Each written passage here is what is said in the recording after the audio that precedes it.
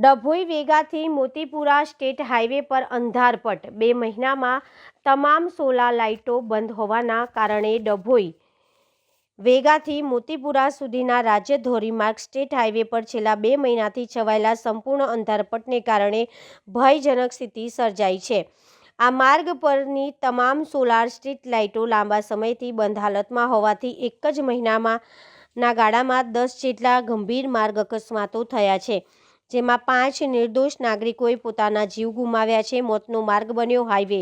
Solar લાઇટો માત્ર શોભાના ગાંઠિયા સમાન છે। ડભોઈ સ્ટેટ હાઈવે ઉપરના દરેક મુખ્ય ગામો પાસેથી પસાર થતા માર્ગ ઉપર મુસાફરોની સુરક્ષા માટે સોલાર લાઇટો લગાવવામાં આવી હતી।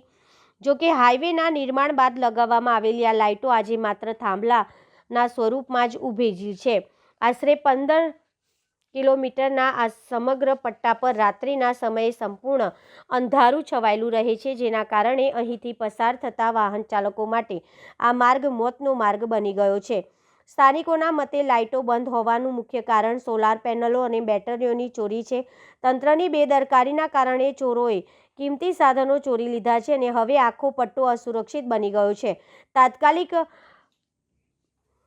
પગલાંની માંગ। અંધારાના કારણે વાહનોની અવરજવર ખૂબ જ મુશ્કેલ બની ગઈ છે।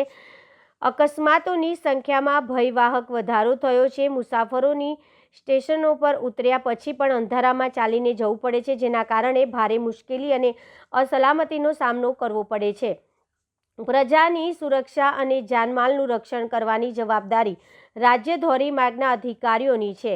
આ ગંભીર સમસ્યા અંગે તંત્રની નિષ્ક્રિયતા અકળાવનારી છે। જનતાની સ્પષ્ટ માંગ છે કે સ્ટેટ હાઈવેના અધિકારીઓ તાત્કાલિક અસરથી આ મુદ્દાની ગંભીરતાથી સમજે અને ચોરી થયેલી સોલાર સિસ્ટમોને બદલે નવી લાઇટો લગાવીને અથવા હાલની લાઇટોને રિપેર કરીને તુરંત ચાલુ કરાવે। જો દરેક સ્ટેશન અને હાઈવેના પટ્ટા પર લાઇટો ચાલુ થશે તો જ મુસાફરોને રાહત મળી શકશે અને અકસ્માતોની સંખ્યામાં ઘટાડો થઈ શકશે।